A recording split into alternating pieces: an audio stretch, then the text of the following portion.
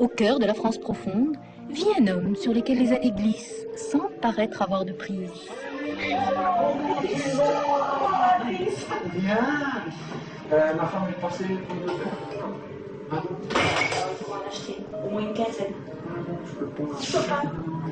J'ai pas de fric. Ma femme Pas de n'a fric. pas de fric. Il est très mal payé, Driss. Il est très mal payé. Driss Chaibi a beau avoir 70 ans aujourd'hui.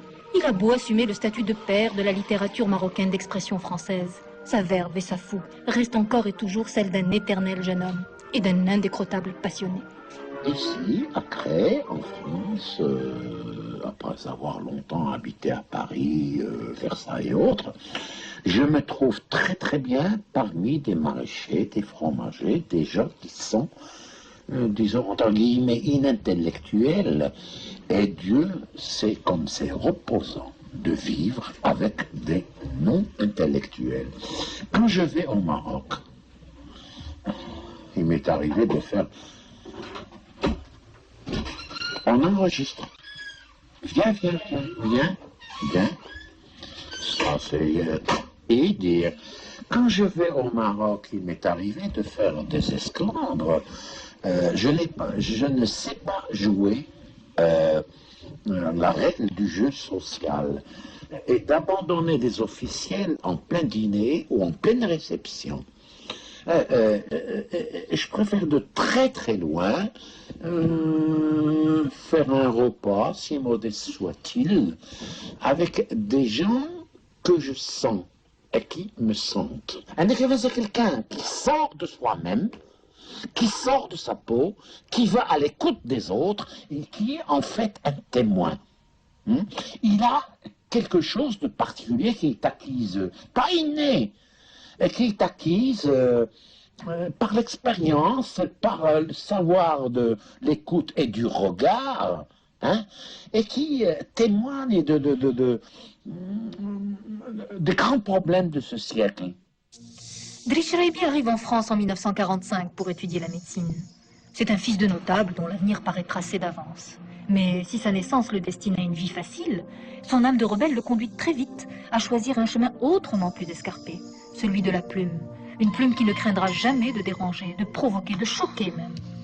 Avec Le Passé simple, paru en 1954, son entrée en littérature est d'emblée fracassante. Déchirant le voile du silence, l'auteur y dénonce avec une violence extrême l'autorité du père et les travers de la société traditionnelle. Considéré comme un renégat par les uns, comme un commenceur par les autres, il ne cessera jamais, depuis, d'empoigner l'interdit à bras le corps, quitte à déchaîner la fureur et à susciter la controverse. Chaibi est un éternel commenceur. Si on prend chacun de ses ouvrages, chacun de ses romans, il a été un commenceur pour quelque chose. Le Passé simple, en fait, Le Passé simple est globalement une inauguration d'abord de la littérature maghrébine moderne, tout court, et de langue véhiculaire française en général. C'est la première œuvre moderne, parce que c'est la première œuvre où apparaît un individu en tant que tel. Auparavant, la littérature maghrébine, la littérature arabe, etc., arabo-musulmane, tourne autour de... le personnage est un représentant du groupe, un héros du groupe d'une certaine manière. Porte-parole à la fois et représentant typique. Et c'est avec Le Passé simple qu'émerge pour la première fois un individu qui veut exister et qui s'affirme avec sa subjectivité et par rapport à la société. Mon palais était sec, mes paupières brûlantes. Ces 5 ombres sur le mur, ce sanglot muet dans la cuisine, cette loi qui exigeait une obédiente chien. De chiens? Allons donc. Les chiens sont bannis du monde arabe. Précisément parce qu'il y a des chiens humains. Moi, le trapèze, la chauffeuse de soupe, en reptation devant le Seigneur, et même à distance. Un chien est sur le point de pisser, que le Seigneur commande. Ne pisse pas, le chien pissera quand même. Mais s'il s'agit d'un chien humain qui aurait nom Hamid, il ne pissera pas. Tu as lu Le Passé simple, tu as eu le sentiment qu'il détestait son père. Oui, au début, et donc je lui ai demandé, est-ce que tu détestais son père, est-ce que Le Passé simple c'est une rebelle contre ton père, et il m'a dit, non, en fait, je croyais que je le détestais, et après je me suis aperçu que c'était autant d'amour. Driss Raïbi avouera avoir eu besoin de 11 ans et de 6 livres pour se réconcilier avec son passé. En attendant, le passé simple à peine commis, il change de fusil d'épaule. Après sa terre natale, c'est au tour de sa terre d'accueil d'être cloué au pilori. Il a en effet découvert que la France, cette France auquel il devait son idéal humaniste, cette patrie de l'égalité, de la fraternité et de la justice, cette France-là, si admirée et si aimée, possédait dans sa réalité une autre facette, hideuse et révoltante. La facette du racisme, la facette du mépris de l'autre. Paru en 1955, les boucs diront avec une puissance rare l'ignominie de la condition des travailleurs immigrés au pays des droits de l'homme. En étant le premier à aborder la question de l'immigration, Driss Raïbi fera là aussi œuvre de commenceur. Je faisais du journalisme. Et l'un de mes premiers articles avait paru dans un journal communiste. On venait de découvrir après la guerre les camps de concentration. Et moi j'ai écrit un article sur le camp de Boudnib, où les autorités de la résidence avaient mis des patriotes chez nous, dont mon ancien professeur, Lahmo, mort là-bas, à Boudnib, Joryo, Othman Joryo. Je n'oublie pas les gens d'autrefois, voyez-vous. Et ça a été une bombe. Et par la suite, certains journaux m'ont demandé de faire une enquête sur les travailleurs immigrés. On les appelait dans le temps les bicots, les sidis. C'est ainsi que j'ai découvert l'existence de Maghrébins ici, dans les années 50. Je ne croyais pas mes yeux. Vraiment.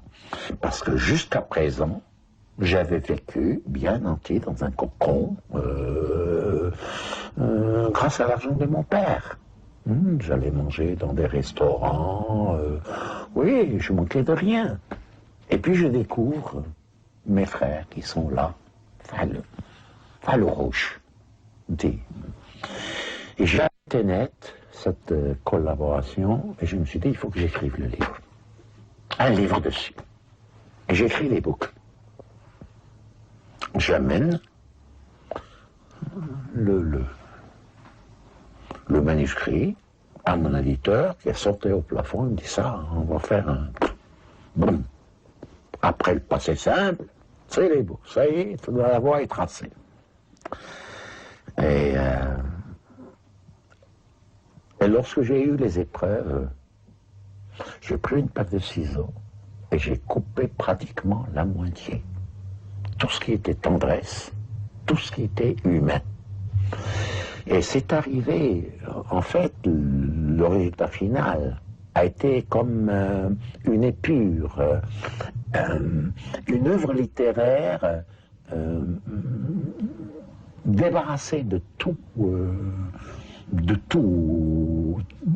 tendresse, de tout humain, pour montrer l'exemple d'un être déshumanisé que j'ai eu le culot d'appeler la loi éthique. On m'a demandé si je pouvais écrire encore 40 ans plus tard, si je pouvais encore écrire les boucles. C'est pas ça le problème. Est-ce que 40 ans après, il y a encore le racisme? De mon temps, il y avait 300 000 Maghrébins. Et il y a eu... actuellement, on est 4 millions à peu près. Il y a eu une évolution justement par rapport à ce racisme qui existait. Est-ce que ce racisme a diminué d'ampleur ou bien est-ce qu'il a pris une autre forme? Il a pris une autre forme. Il a pris une autre forme, il s'est diffusé, il est beaucoup plus sensible dans le milieu bien pensant, dans le milieu politique, dans le milieu éditorial, dans le milieu journalistique. Ici, des gens cultivés, mais qui ne vous le disent pas en face. Celui qui est raciste ici, même ici, dans cette petite ville de Cré, on peut très bien dialoguer avec lui. Des fois, il y a de très gentils fachos. Peuplé au départ de parias et d'exclus, l'univers de Cheraibi s'emplit progressivement de rire et de vie. La violence verbale et l'ironie amère cèdent le pas à l'humour décapant, quand ce n'est pas au lyrisme poétique. Et, au fil des œuvres, l'on découvre la prodigieuse capacité de l'auteur à se renouveler, tout en s'inscrivant toujours dans le même champ de valeurs, celui de la tolérance, du respect de l'autre, du respect de lui-même. La continuité, nous dira-t-on, il y a chez Driss Cheraibi, mais toujours et encore dans la discontinuité. Chez Cheraibi, ce n'est pas une continuité dans la linéarité, c'est une continuité dans le discontinu, c'est-à-dire que le passer d'une œuvre à une autre, c'est passer d'un questionnement à un autre, et à chaque fois c'est un autre temps, un autre mode d'être et d'écrire, et donc de ce fait même, et un autre questionnement de la littérature, de l'écriture. Donc, à la fois, oui, il y a un fil rouge qui traverse toute l'œuvre de Driss Cheraibi, mais les œuvres prises une par une, encore une fois, sont très différentes. C'est en ce sens qu'il est commenceur pour la plupart des œuvres, je veux dire, soit parfois 2, 3, c'est un cycle, une trilogie, mais à chaque fois il est ailleurs. Quand on prend le passé simple, ça n'a rien à voir avec les boucs, qui n'a rien à voir avec des œuvres qui semblent être complètement ailleurs et dans l'espace occidental, entre guillemets, c'est-à-dire dans l'espace de société de consommation en dehors du Maghreb, comme Mort au Canada ou La Foule, et puis L'Homme du Livre, donc de nouveau, l'histoire, le roman historique avec Naissance à l'aube, à chaque fois, et maintenant, bon, tout le cycle des inspecteurs Ali, roman policier, véritablement, il est à chaque fois dans l'innovation par rapport à ce qui précède. Mais d'après vous, qu'est-ce qui fait la spécificité de cette écriture, que ce soit au niveau du fond ou au niveau de la forme? Je pense au niveau du contenu, c'est la recherche de l'essentiel. Hein? C'est vraiment les questions de fond, hein? Et l'effort d'enlever le travestissement, hein? D'aller au-delà des formes et des formalismes, et d'aller à la recherche de l'essentiel dans sa simplicité vitale. Au niveau du contenu et au niveau de la forme, c'est à la fois, là ça dépend des ouvrages, à la fois une recherche, un imaginaire très luxuriant, et puis à la fois aussi une écriture et un imaginaire débridé, hein, en cassant toutes les limites et les formalismes et les habitudes, je dirais, et donc pas du tout classique en ce sens-là, plutôt toujours là aussi dans la transgression. Il fait dans les débordements, ce n'est pas un ciseleur d'écriture comme Mallarmé ou comme des écrivains qui travaillent l'écriture, la langue et l'écriture pour l'écriture, dans un esprit d'esthétique de l'écriture. Lui, c'est une esthétique de la vie.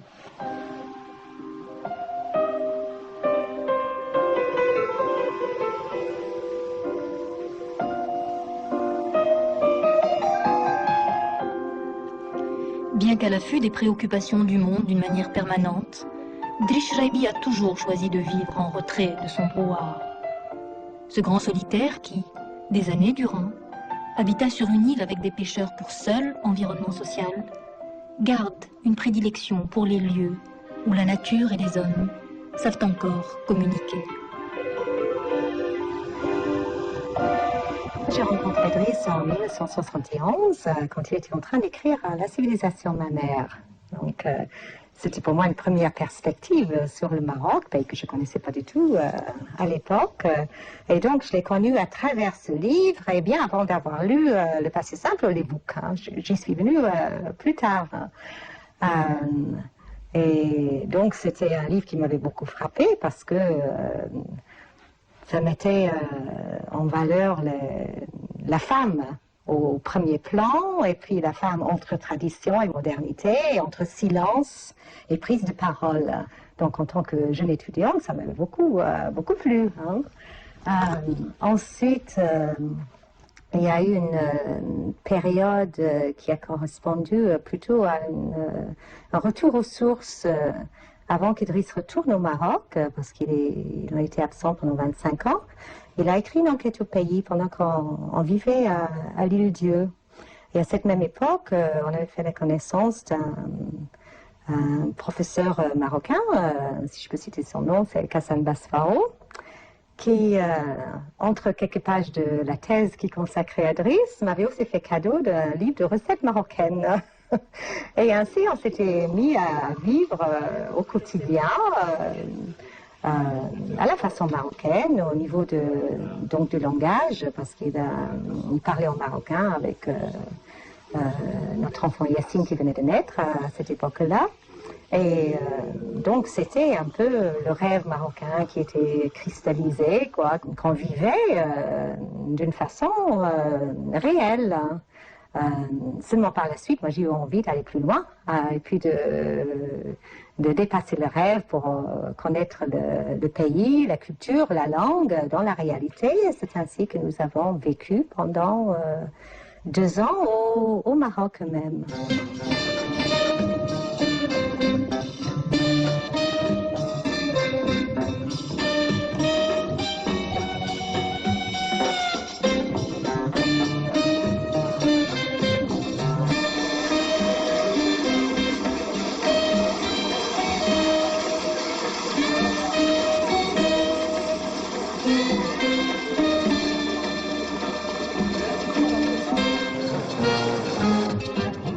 Passé, comme vous, les 2 tiers de sa vie hors de l'endroit où on est né, hors de son pays natal, quel rapport continue-t-on à garder avec ce pays qui est ici? Je pense que notre ancêtre commun, Ibn Battuta, avait fait un périple de 33 ans en étant parti de Tanger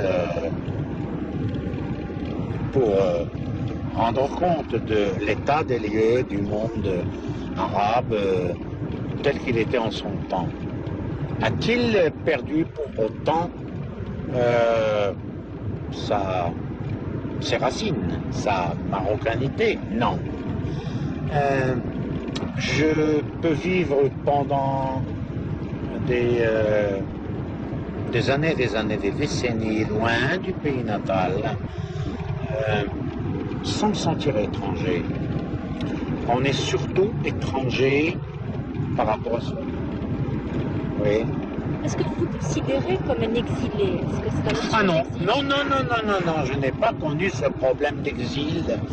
Là aussi, je vous répondrai que le véritable exil, c'est par rapport à soi-même. On peut rester au pays et s'y sentir étranger et s'y sentir exilé. Je peux passer 40 ou 50 ans de ma vie à l'étranger sans me sentir coupé de mon pays.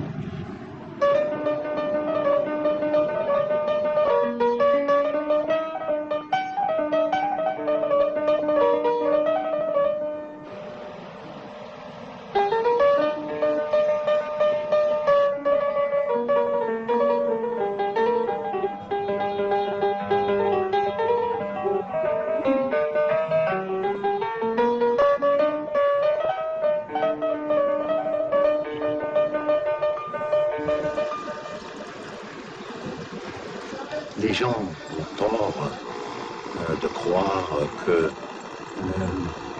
parce qu'ils sont de génération nouvelle, que leurs aïeux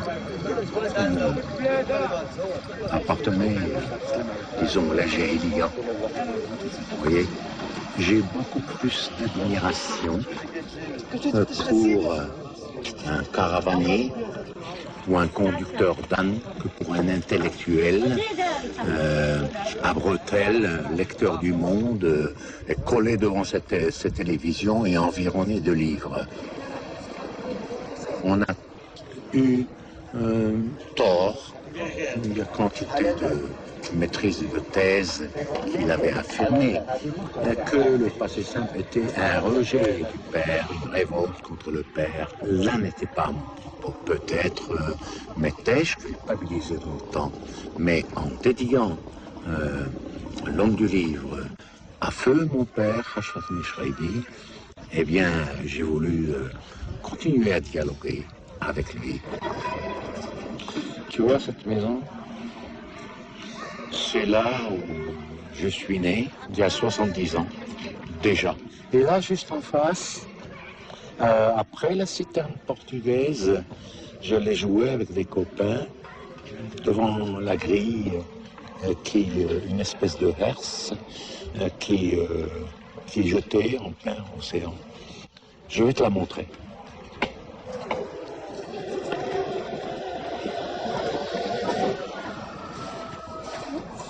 C'est là où, des années plus tard, j'ai imaginé la tribu des Zaïtiefelmen, avec leur chef Azouaou, dans la mer du printemps. C'est-à-dire que je pars toujours du vécu pour faire ce qu'on appelle une œuvre d'art, quoi, du roman, du fictif, quoi.